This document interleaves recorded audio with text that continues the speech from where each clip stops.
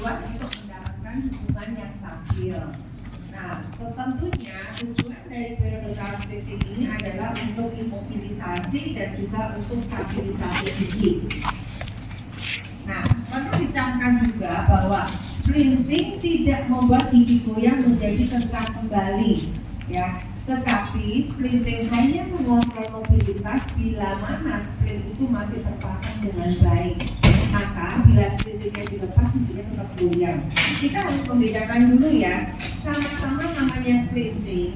Kalau urusannya sama pasien jatuh, kebentur, tabrakan dan sebagainya, sehingga gigi itu menjadi goyang atau gigi itu malah lepas, avulsi. Maka tujuan melakukan splinting adalah saat gigi itu diposisikan kembali dan diikat, maka kita bisa memberikan pada pasien, oh nanti kita 6 bulan lagi ya, kita lihat kalau dia sudah kencang kembali kita lepas.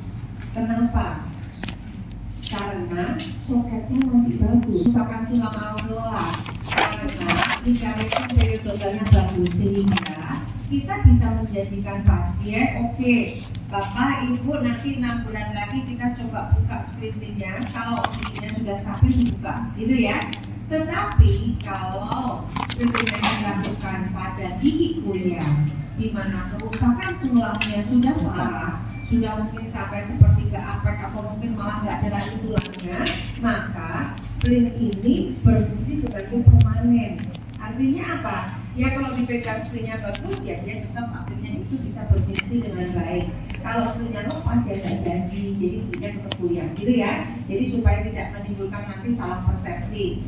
Kenapa dokter yang di sana menyatakan splintnya dilepas? Karena dia bisa mengencangkan dari gigi goyang. Sedangkan saya waktu di kuliah, kenapa nggak bisa? Bahwa kalau splintnya dilepas ya otomatis giginya goyang. Beda kasus. Jelas ya? Nah sekarang berarti udah beda kalau penyakit periodontal maka dampaknya berbeda. Kalau pasien trauma kecelakaan maka dia akan berbeda lagi. Oke, kita berbicara karena berhubungan sama perio ya, berhubungan dengan penyakit periodontal yang akan menyebabkan resorpsi tulang alveolar, kemudian akan menimbulkan stabilitas gigi berpengaruh sehingga tekanan fungsionalnya menjadi menurun dan akibatnya berdampak pada kegoyangan gigi. Nah, biasanya kegoyangan gigi pada pasien penyakit periodontal umumnya semakin bertambah usia ya, pada lansia, tapi bukan berarti sekarang adalah semua yang goyang masih lansia. Ternyata tidak, banyak remaja usia 20 kayak soal 17 dan sebagainya giginya goyang juga banyak gitu ya. Nah, kita berbicara umumnya bahwa umumnya terjadi pada pasien lansia dengan penyakit periodontal dengan kondisi resesi gitu ya. Kalau resesi ini tahu ya bahwa turunnya marginal gingiva, dia sudah tidak pada semicondylar junction tetapi turun ke arah apikal. Nah, kita sebutkan bahwa kalau kegoyangan gigi melebihi batas fisiologis itu namanya adalah penyakit periodontal, di mana penyebabnya adalah bisa dari radang, bisa karena penyakit perio yang kemudian terus berlanjut, atau betul-betul dari trauma oklusi. Nah, trauma dari oklusi yang akan menyebabkan kegoyangan. Dan kita lihat, ini kita lihat hasil ronsen fotonya, kerusakan tulangnya sudah hampir mendekati apex, gitu ya. Sehingga kalau karena seperti ini, kita udah nggak bisa lagi berpikir, oh saya pakainya splintingnya nanti yang 6 bulan saja, gitu. Ya, jadi kita nanti harus menggunakan splintingnya yang bersifat permanen karena kerusakan tulangnya sudah parah. Apa faktor penyebab dari gigi goyang? Kegoyangan yang disebut batas fisiologis karena adanya penyakit periodontal tadi ya, penyebabnya dua, bisa radang, bisa trauma oklusi. Kemudian sering sekali terjadi secara horizontal, artinya dia bisa bergerak kalau kita gerakan ke depan, ke buku lingual, atau dia juga sebenarnya bisa mesiodistal, gitu ya. Jadi tinggal tergantung, atau yang ekstrem lagi dia bisa bergerak ke arah vertikal. Jadi gigi itu goyang, kalau kita naik turunkan dengan tangan, dia ternyata bisa bergerak juga. Itu biasanya udah yang paling parah ya. Tentunya derajat kegoyangan ini berhubungan dengan lebarnya ligamentum periodontal, kemudian daerah pelekatan akarnya, sudah radiolucensi atau masih radiopak. Kemudian bagaimana elastisitas dari proses alveolaris dan juga fungsi dari gigi. Kemudian ada pun penyebab kegoyangan gigi yaitu kehilangan kerusakan tulang alveolar tadi yang utamanya, kemudian trauma dari oklusi yang dapat menyebabkan resorpsi tulang kortikal dan kemudian menyebabkan pelebaran ruang ligamentum periodontal. Kemudian juga perluasan peradangan dari asal dari gingiva, kemudian turun ke ligamen dan sekarang adanya proses degeneratif sehingga menyebabkan kerusakan tulang. Atau kegoyangannya itu karena justru malah kita pada saat bedah periodontal ya, waktu kita bedah, kita buka fusinya ternyata banyak sementum, nekrotik, jaringan nekrotik, kita angkat malah menyebabkan kegoyangan gigi. Tapi tentunya bahwa dengan bedah peri ini tentunya dilakukan pada kasus yang ekstrim sebetulnya ya. Jadi resiko kegoyangan ya sudah ada, tetapi dengan adanya bedah dia akan menambah kegoyangan yang ada. Oleh karena itu nanti kita akan menyimpulkan kalau itu kapan screening dilakukan, setelah bedah atau sebelum bedah. Kemudian juga bisa kegoyangan yang disebabkan oleh karena faktor hormonal, itu dari pregnancy, bisa pasien itu juga merasakan saya kok goyang, kalau saya rasakan kok hampir tiap bulan ya, ternyata berdekatan dengan proses menstruasi. Nanti setelah selesai ya mungkin dia jadi kencang kembali. Kemudian penggunaan kontrasepsi oral dan juga mungkin mungkin kegoyangannya disebabkan karena adanya faktor keganasan. Besarnya kegoyangan tergantung dari berapa berat dan distribusi jaringan yang hilang pada permukaan akar gigi individual, kemudian tergantung dari bentuk dan panjang akar, perbandingan akar dan mahkota gigi. Jadi jangan sampai begini, kegoyangan terjadi pada gigi 36 itu kalau kita lihat di dalam mulut mahkotanya sangat amat besar, tapi begitu di ronsen foto akarnya pendek, sudah akarnya pendek muncul lagi, padahal biasanya di geraham itu kan akarnya 2 tapi mekar gitu ya, tapi ini muncul. Jadi itu juga bisa menyebabkan kegoyangan karena perbandingan akar mahkotanya tidak sama. Kemudian, nah tentunya gigi berakar tunggal di depan itu kegoyangannya bisa lebih besar daripada gigi geraham. Tapi begitu gigi geraham goyang, kalau goyangnya itu kenceng dan paling parah banget ya, sudah dia punya 2 gigi masih goyang kenceng, berarti biasanya kasusnya itu lebih ekstrim. Oke, sekarang bagaimana memeriksa kegoyangan? Kita bisa dengan 2 cara. Pakai 2 gagang kaca mulus. Dengan gagang kaca mulus ya gagang instrumen apapun ya, mau sonde, mau eskavator dan sebagainya kan ada gagangnya. Nah, dari gagang kaca mulut itu kita pegang dengan pen scrape dua-duanya, kemudian kita bisa menempelkan satu di bagian muka, satu di bagian palatal, kemudian ada gerakan aja ke depan ke belakang, ada bergerak atau tidak. Atau bisa jadi kita menggunakan jari ya, jadi satu dengan jari, yang satu dengan gagang kaca mulut. Ya, kecuali kita tidak di tempat praktek, jadi dalam keadaan emergensi kegoyangannya baru pakai 2 jari. Tapi secara teori bahwa mengukur kegoyangan dengan apa alatnya? 2 gagang kaca mulut atau 1 gagang dan dengan 1 jari dengan pergerakannya tadi ya maju mundur.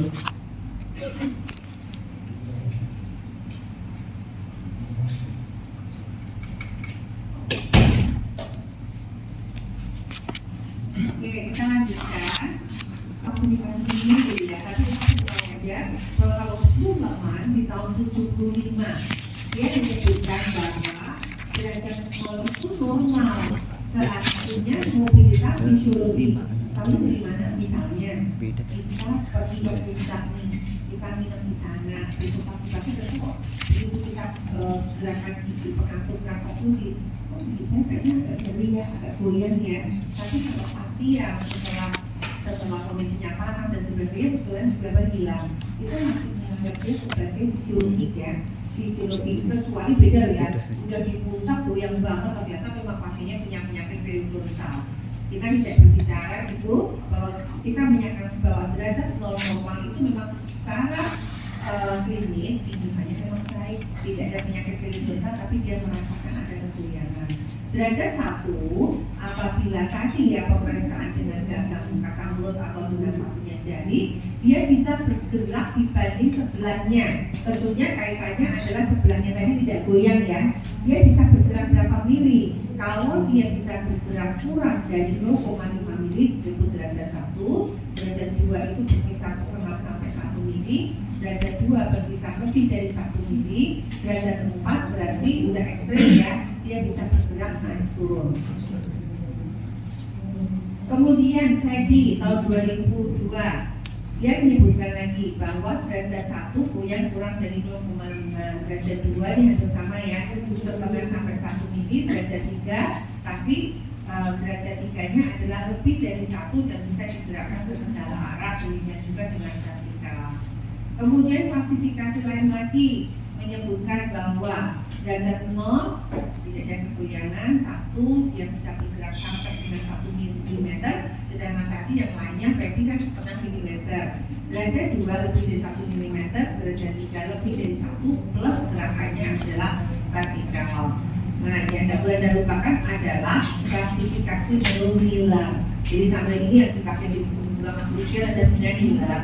Derajat 1 kegoyangan gigi sampai dengan 1 mm arahnya horizontal. Horizontal berarti arahnya kan ke buku palata, gitu ya. Kemudian derajat 2 adalah 1 sampai dengan 2 mm arah horizontal. Yang ketiga lebih dari 2 mm disertai dengan vertical displacement, artinya dia bisa bergerak naik turun.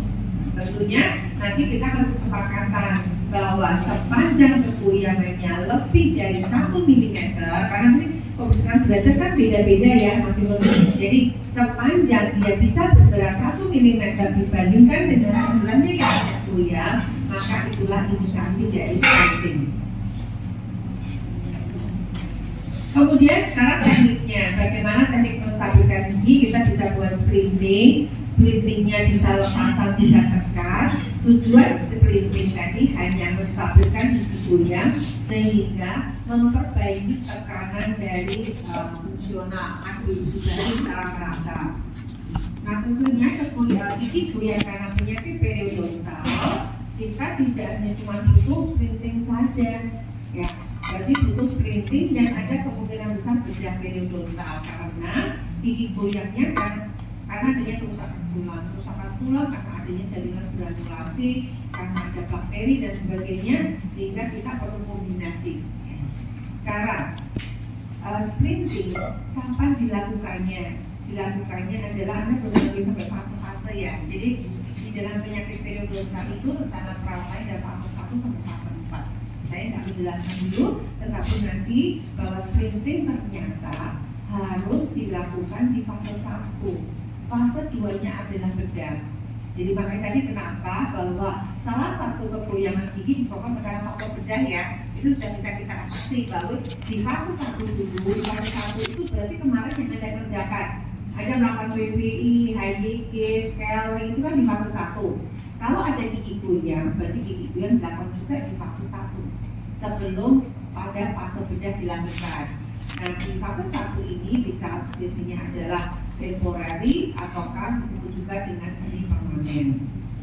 Sekarang syarat desain splint. Waktu kita melakukan splint yang nanti besok ya kita akan praktikkan dengan splint, bahwa jumlah gigi yang mendukung splinting harus cukup untuk melakukan imobilisasi gigi yang goyang. Tentunya hal ini adalah relatif, bisa tulis ya. Relatif artinya relatif apa? Ya kalau gigi goyangnya cuma 1 gigi, 2 gigi, ada yang sebelah-sebelahnya kuat. Bagaimana kalau semua gigi pasiennya goyang? Jadi ini bukan harga mati, ya udah terpaksa kita bisa splinting dengan wire meskipun itu kondisinya relatif. Jadi bukan suatu prognosis yang bagus-bagus banget. Kemudian splint yang Anda lakukan besok tidak boleh mengiritasi gingiva, pipi, lidah, bibir. Jangan sampai pasien itu sudah ada splinting, ternyata begitu buka mulut aja pasiennya, aduh kok sakit banget, tajam banget. Kita nggak boleh katakan, oh nggak apa-apa Pak, anak belum biasa. Besok pagi dia datang udah sobek semuanya, pipinya, bibirnya gitu ya. Jadi harus hati-hati. Kemudian yang ketiga, Jangan sampai kita memasang splint ternyata mengganggu oklusi. Begitu pasien slow oklusi kok berganjel ya, ketinggian. Ya itu jadi harus dicek juga. Jadi akan mengganggu juga fungsi pemunyangan. Yang terjadi apa kok dipaksakan? Gak apa-apa sih, besok biasanya wayarnya patah. Ya karena dia udah mengganggu, pasiennya dikit-dikit kenceng, kita tidak tahu juga pasien apakah punya kebiasaan buruk seperti bruxism dan sebagainya. Biasanya besoknya sih udah pecah sih wayarnya. Kemudian konstruksi splint harus sedemikian rupa sehingga mudah dibersihkan. Kemudian splint tidak boleh mengganggu fungsi bicara dan estetis. Jangan sampai pasien dari pasang splint ngomongnya pelo jadinya. Kemudian splint tidak boleh beracun, korosif, atau toksik, jadi tentunya dengan bahan-bahan yang sudah sering digunakan. Kemudian splint tidak boleh mengalami perubahan bentuk atau ukuran. Nah, sebelum splint ini dilakukan, tadi kebijakan ini menyebabkan yang juga ya, karena peradangan sangat modulasi trauma dari oklusi, berarti ada gigi itu mungkin sedikit ekstrud, ya. Mungkin karena ada kebiasaan buruk. Nah, contoh yang ini aja berarti kalau ada trauma oklusi di 1-2 gigi karena giginya ekstrud, pada waktu nanti dia slow oklusi ternyata dia kena duluan atau prematur kontak kalian atau terjadinya blocking, maka kita harus selesaikan dulu. Kita harus lakukan pemasahan lebih dahulu. Sesudah itu baru kita masuk pada splitting. Jelas ya? Jadi splitting dilakukan di fase berapa? Fase 1. Dan fase 1 pun kita lihat kalau penyebabnya trauma oklusi, kita harus lakukan grinding atau occlusal adjustment terlebih dahulu. Udah ya? Setelah Anda splitting dikencangkan, ternyata waktu dioklusikan kok jadi berubah, gitu ya? Karena kita mengencangkan berarti bisa jadi kemungkinan posisinya berubah. Berarti kita akan melakukan lagi grinding berikutnya, gitu ya. Jadi grinding itu tidak dilakukan bisa 1 kali kunjungan, mungkin bisa beberapa kali. Yang penting di dalam grinding jangan habiskan giginya auto open, itu yang tak betul ya. Jadi kalau nanti di dalam grinding nanti ada teori lagi tentang occlusal adjustment, tentang traumatic oklusi. Misalnya gigi geraham, ada gunungnya, ada lembahnya, betul ya. Jadi jangan ada habisin rata, benar-benar rata. Nanti pastinya bilang, loh sekarang saya gigit bayin kok nggak bisa, gigit kaku kok nggak bisa ancur. Jadi pada waktu nanti ada teorinya, waktu Anda melakukan grinding itu bagaimana caranya. Yang penting si gunung dan lembahnya, si cups ya, sama ya semuanya itu tetap ada. Ya nanti kita akan belajar di situ. Baru kemudian kita splitting dan diakhiri dengan penyesuaian oklusi lagi. Nah sekarang salah satunya adalah wire splitting yang besok kita akan lakukan, termasuk di dalam splint temporary. Nah fungsi temporary splint adalah melindungi gigi dari trauma dan juga menstabilkan gigi, mencegah migrasi patologis. Kalau kita tidak dekat, jangan-jangan nanti dia bertambah miring ya, karena ada satu gigi yang dicabut, tidak dilakukan pengisian, maka gigi sebelah sebelahnya goyang, jangan-jangan sudah terjadi migrasi patologis. Kemudian melindungi gigi goyang selama prosedur bedah dan membantu proses penyembuhan. Jadi tidak terjawab ya, selama prosedur bedah dan kondisinya sudah terpasang, supaya pada saat kita melakukan pembedahan, kita melakukan kuret, kita melakukan bedah flap, maka pada saat kuretase itu tidak menimbulkan mengganggu stabilitas yang ada karena udah tersplit lebih dahulu. Kemudian juga meringankan tekanan oklusal. Sekaligus kita menentukan prognosis gigi yang melakukan yang tadi rencana awalnya kita kayaknya dicabut aja deh gitu ya. Tapi kalau dicabut nanti juga Anda akan terganggu sekali oklusinya. Maka yuk kita coba bagaimana begitu yang prognosisnya sebetulnya sudah kurang baik tetap kita pertahankan. Jadi sambil lihat respon, ternyata setelah ada splitting wire seminggu 2 minggu pasien lebih baik lagi. Giginya tadinya dia takut disikat, sekarang dia udah berani menyikat. Berarti oral visinya pasien itu juga lebih baik. Gigi yang tadinya goyang ternyata sudah menjadi lebih baik, begitu ya. Jadi yang namanya temporary sekaligus untuk menentukan prognosis. Ini adalah contoh splitting wire yang besok kita akan lakukan. Anda akan mengerjakan di Phantom, kemudian Nah dari splinting wire, zaman dulu adanya wire, sekarang pun juga adanya wire, di dalam puskesmas juga wire. Nanti kalau ada harus ke daerah dan sebagainya, paling tidak wire ini sudah harganya murah, gampang, bisa dilakukan di mana saja dalam keadaan emergency gitu ya. Sebenarnya muncul lah, aduh pakai wire ini kok jelek banget ya, dari kemudian dan tidak stabil ternyata. Kenapa? Karena wire itu Anda mengencangkan, tapi ternyata pasien itu misalnya dia punya kebiasaan gigit-gigit pensil kayak pulpen, atau tangannya suka sentil-sentil gitu ya, suka aduh kayaknya agak berisi nih, jadi dia pegang-pegang wire-nya atau apapun deh yang bisa menyebabkan wire ini menjadi longgar gitu ya, atau pakai sikat gigi ternyata ulirannya nanti itu kesangkut dengan sikat gigi sehingga menjadi kendor. Nah, oleh karena itu dikembangkan lagi bagaimana kalau di atas wire kita kasih komposit ya, atau bisa juga kompositnya pemanjang, betul-betul menutupi wire-nya dengan tujuan memperbaiki estetik gitu ya, dibandingkan pakai wire aja. Kemudian yang sebelah kanan adalah pengembangan terbaru, dikatakan terbaru tapi udah 20 tahun gitu ya, dengan menggunakan si fiber splinting ini. Jadi kalau fiber ya tadi benar-benar murni seperti gigi, karena dia hanya membutuhkan bahan tampilan dan juga fiber, ya intinya cuma sedikit lebih tebal gitu ya, tapi secara estetik bisa diterima karena tidak ada wire-wire yang tampak. Jenis splinting dan indikasinya temporary, kegoyangan gigi, fungsinya kita untuk menstabilisasi gigi sebelum dan selama perawatan periodontal, sebelum bedah flap, pada saat bedah flap, dan setelah bedah flap. Nanti kalau diperlukan kita boleh, ternyata temporernya saya ubah aja deh menjadi permanen, udah ya, karena dari prognosis ternyata setelah bedah pun dia tetap goyang loh. Berarti kita memindahkan dia sebagai permanen. Kemudian ada istilah semi permanen. Semi permanen biasanya kita menggunakan sedikit lebih kuat karena menyangkutnya gigi posterior. Jadi bedanya kalau temporer dengan wire hanya bisa ditempatkan di gigi depan. Sedang posterior kita menggunakan semi permanen. Ya, atau pada kasus yang kompleks sejak dari awal kita sudah menentukan ini kayaknya nggak bisa pakai temporer, ini harus menggunakan permanen, ya udah saudara langsung menggunakan permanen. Dapat digunakan, jadi gigi empat karena gigi empatnya pun juga mengalami kegoyangan yang berat, untuk penjangkaran suatu protesa dan juga untuk rehabilitasi permukaan oklusal. Ini contoh seperti yang permanen ya. Jadi misalnya pasien itu sudah giginya goyang, terus ada giginya yang kosong memising, maka Anda dapat membuatkan bridge. Ya tentunya tidak sesimpel ini teorinya. Ya, jadi akan ada lagi teorinya kapan kasus yang bagaimana yang Anda bisa. Tapi saya memberikan contoh saja. Salah satunya adalah bisa permanen fix atau giginya tetap lepasan dan terbuat dari kerangka logam. Jadi suatu kontraindikasi pasien yang goyang dipasangi gigi palsu akrilik.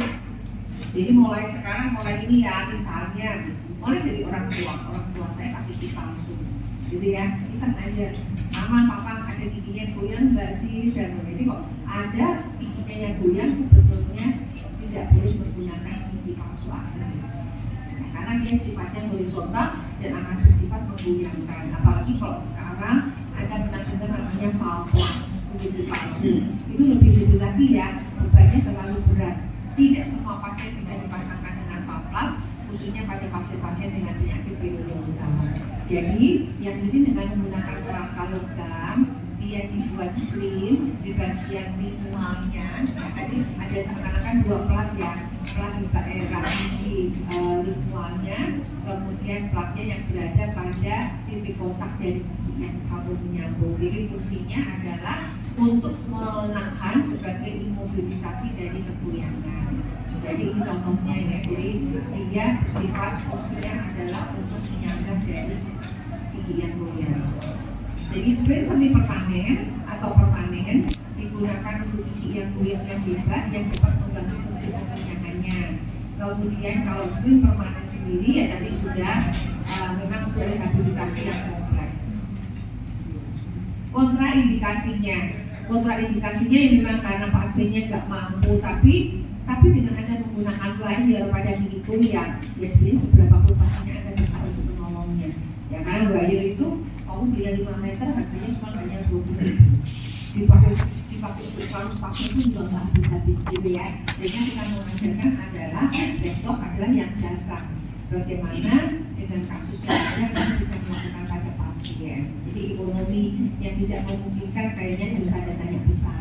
Apalagi kalau kita kerjanya di Jakarta gitu ya, mungkin pasiennya nggak bisa bayar. Kemudian memang prognosis yang buruk. Jadi percuma kok kalaupun misalnya goyangnya udah derajat 3, derajat 4, ya disenggol aja, nggak usah pakai anestesi, bisa copot. Ya bisa ada sendiri gitu ya.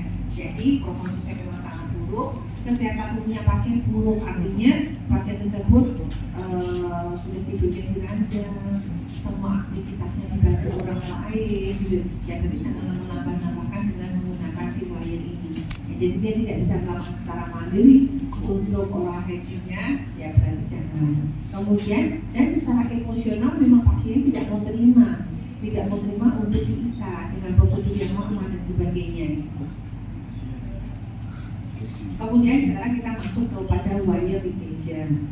Wire ligation yang besok kita lakukan merupakan skin tempo yang paling sederhana, paling sering digunakan, paling murah, karena kita hanya butuhnya itu besok itu hanya needle holder yang ada dipakai untuk alas sprint dan untuk wire serta plaster ya, nggak butuh yang lainnya. Konstruksinya sebetulnya mudah dan cukup kuat dan biasanya dilakukan untuk gigi anterior dari C ke C atau P1 P1. Mau giginya goyangnya cuma satu gigi satu-satu, tetap Anda melakukan stretching dari C ke C atau P1 sampai dengan P1. Kapan saya tahu C, kapan saya P1 sebenarnya tergantung oklusinya. Ya, di mana yang tidak mengganggu oklusi, kan tadi salah satu syaratnya kan tidak boleh mengganggu oklusi. Jadi kalau misalnya deep bite atau cross bite, jadi harus yakinkan betul kalau nanti saya taruh di sini kira-kira mengganggu oklusi atau tidak. Kalau cukup di C ke C, Anda melakukan dengan C ke C. Ya. Mau goyangnya 3 gigi, 1, 2, 1, 1, 2 itu, yang ini berapa gimana? C ke C atau P1 ke P1 gitu ya. Oke, sekarang prosedur pembuatannya. Jadi nanti besok Anda menggunakan wire 0,002 inch dan sudah diberikan ya besok ya. Jadi kurang lebih itu mungkin ada 20 sentian. Nah, nanti caranya adalah ini kita baca dulu sama-sama, nanti ada gambarnya di belakang ya, supaya nggak bingung. Jadi Anda akan menerima wire beberapa, mungkin ada tiga yang panjang ya. Kita pakai salah satunya, kemudian diikatkan di sekeliling gigi dengan melewati distal dari satu gigi terus berakhir ke distal gigi yang lainnya. Jadi kan dari C ke C, bisa terserah. Anda besok mau dari C ke C-nya dari gigi 1, 3 atau kan 2, 3. Oke ya. Sekarang kita tembuskan ke interdentalnya. Katakanlah saya dari 1, 3 saya tembuskan ke interdentalnya. Terus dari bagian palatal Anda keluarkan melalui distal dari 2, 3 menuju ke bukal. Sampai di sini Anda bayangkan jelas nggak? Jelas ya. Nah kemudian kita coba lihat dulu sini. Ini besok Anda menggunakan kan gigi dari C ke C ya. Dari C ke C tersebut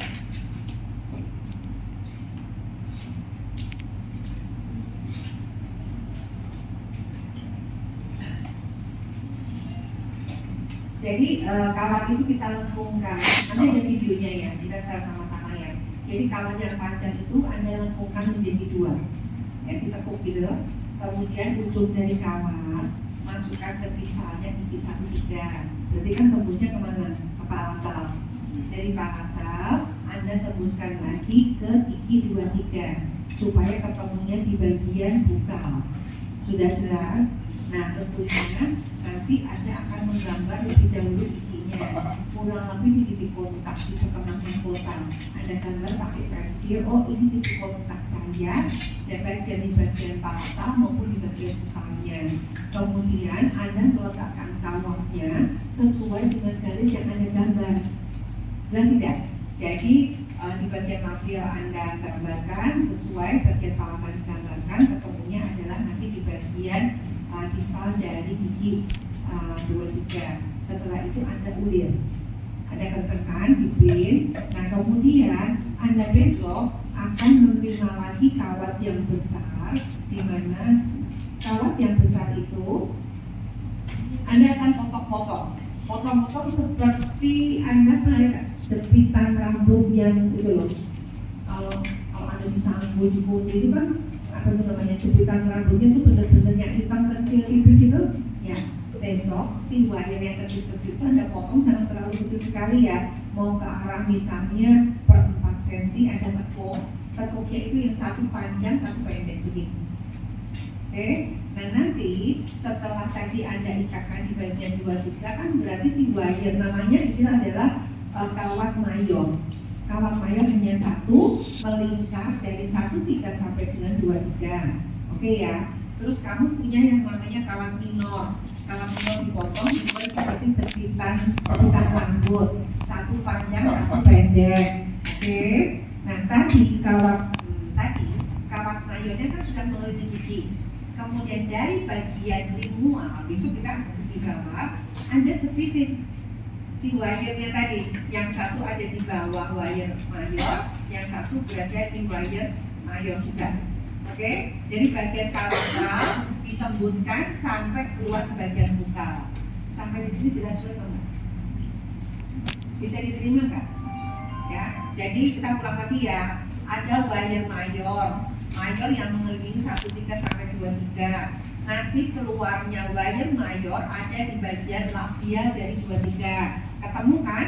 Wire yang sudah dikelilingi sama yang harus sudah tembus keliling, Anda ikat dulu. Setelah itu kita potong wire minor, bentuknya seperti jepitan, ditaruhnya dari lingual.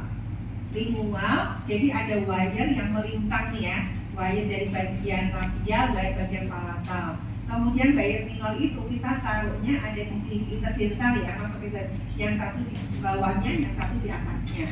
Oke, sampai di sini ketemunya di mana? Di bagian buka atau di bagian palatal? Di bagian buka. Udah, kemudian diikat lagi. Semuanya ya. Jadi dari sini saya nggak bisa. Jadi dia dijepit, interdental semua giginya. Setelah itu Anda clean ya. Kemudian setelah nanti Anda pintir semuanya, kurang lebih disisakan 1,5 mili, potong. Berarti besok baru Bapak potong ya. Untuk memotong tadi bekas uliran, setelah itu Anda harus membawa plunger, dan dari amalgam plunger, potongan bekasnya itu kan tajam. Jadi Anda tekuk untuk dimasukkan ke interdentalnya, kemudian ditekan dengan plunger. Oke, sampai di sini sudah mengerti belum? Jadi besok tuh jangan sampai seperti kemarin ya. Oke, kalau kemarin dimaklumi karena Anda habis libur tahu-tahu terus kemudian praktikal gitu ya.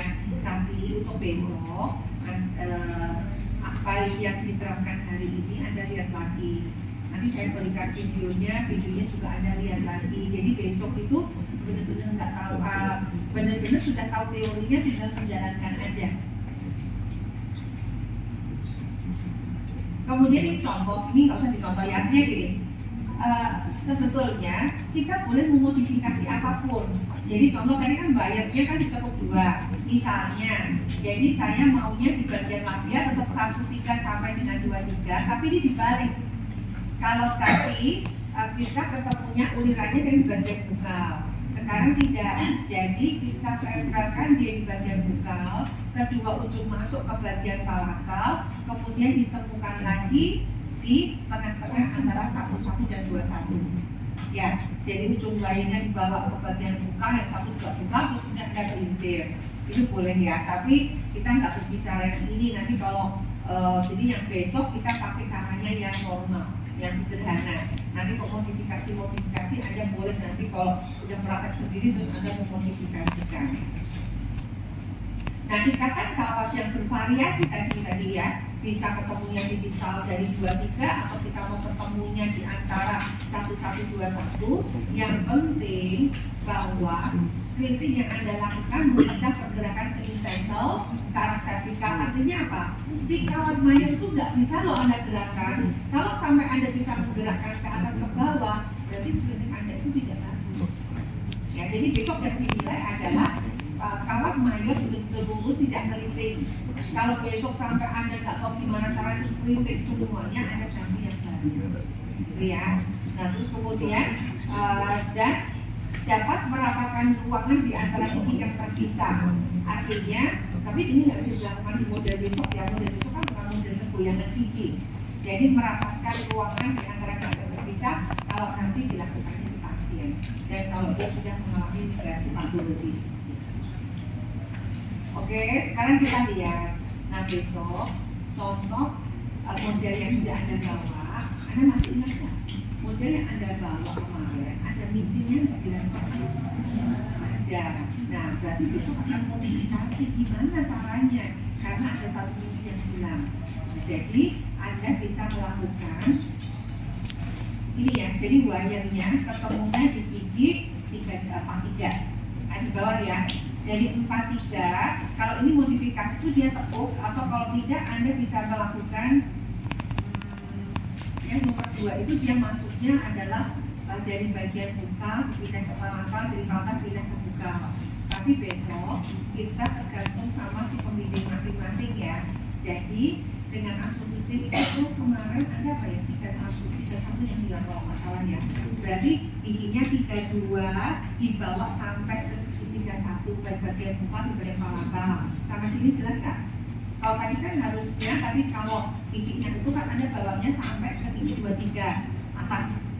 Tapi karena sekarang ada gigi yang kosong, Anda nggak bisa berhenti ke gigi 43, tapi hanya berhenti sampai gigi 31. Sampai di gigi 31, Anda satukan kawatnya seperti atas, disatukan kawatnya seperti atas, kemudian dipilih. Ya, di sini jadi disatukan dipilih sampai menjadi nomor 3. Anda pilih sesuai dengan lebar daerah yang misinya. Sedangkan daerah interdentalnya tetap ditusukin sama kawat minornya. Jelas tidak? Setelah nanti dari wire-nya, cuma nanti biasanya akan ditemukan ya. Besok akan ditemukan lagi sama pembimbing masing-masing. Nanti kita lihat videonya jadi sudah memudahkan, tetapi besok komisinya adalah dengan kehilangan 3 itu pasang ya. Nah kita sekarang prosedur orang ini pada pasien memakai screen, maka prosedurnya pastinya akan sulit ya. Oleh karena itu penting Anda memberikan motivasi, edukasi, instruksi, atau kontrol yang baik, khususnya bagaimana cara mempersiapkan daerah internasional. Jadi bisa menggunakan sikat-sikat dental, kemudian bisa dengan menggunakan dental floss. Tapi kalau tadi resesinya sudah total, interdental papilnya sudah tidak ada, maka ya pembersihannya bukan pakai dental floss ya, tapi pembersihannya dengan menggunakan sikat dental. Sikat dental tahu ya?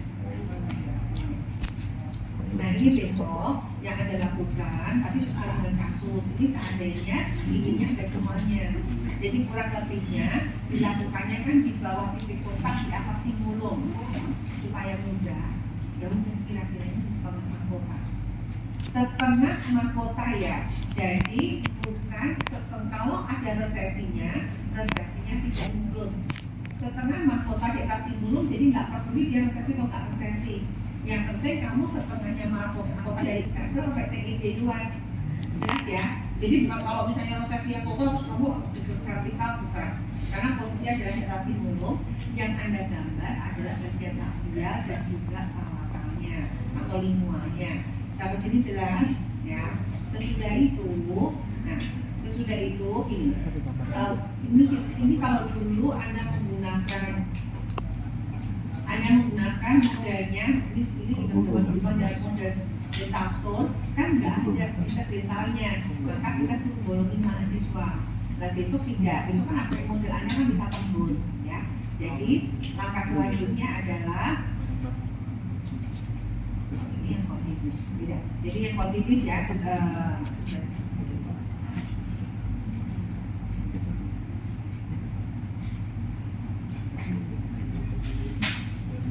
Oke, jadi besok Anda menerima wire panjang, namanya wire-nya apa? Kalau mayor, yang kecil Anda buat seperti ini, jelas? Namanya kawat minor. Kemudian tadi, jadi saya ingin menunjukkan begini. Nanti di bagian labia setelah Anda pilih semuanya, berarti kan Anda potong, mengatak potong. Kemudian dengan menggunakan plugger, Anda bawa titik potongan Anda ini, sisa-sisa yang sudah dipilih itu ke arah incisor. Kemudian cara mengecatnya, habis itu Anda pakai tangan, ya, dari bagian vertikal ke arah incisor, Anda pakai tangan tajam atau enggak. Kalau ada tajam, berarti Anda belum masuk ke dalam tingkat tintannya. Nah, tangan Anda berfungsi sebagai bibir. Ya, jadi kalau pakai tangan Anda aja terus kemudian luka, sakit, apalagi kalau itu dikenakan ke pasien yang pastinya akan mengganggu bibir ya. Ini adalah kondisinya pada saat kita tusuk ya. Ya, jadi si wire bagian lingual juga ditempatkannya sesuai dengan apa yang sudah Anda garis. Jangan sampai Anda garisnya di sini, tapi waktu wire-nya dikencangkan jauh ke arah di bawah apikalnya. Kemudian kita ketemu di bagian labialnya, dan kemudian labialnya tadi dipilih ya. Sampai sini ada pertanyaan dulu tidak?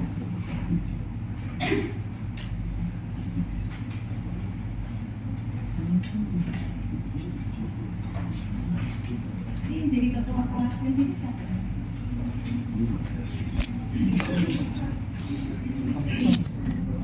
Boleh tanya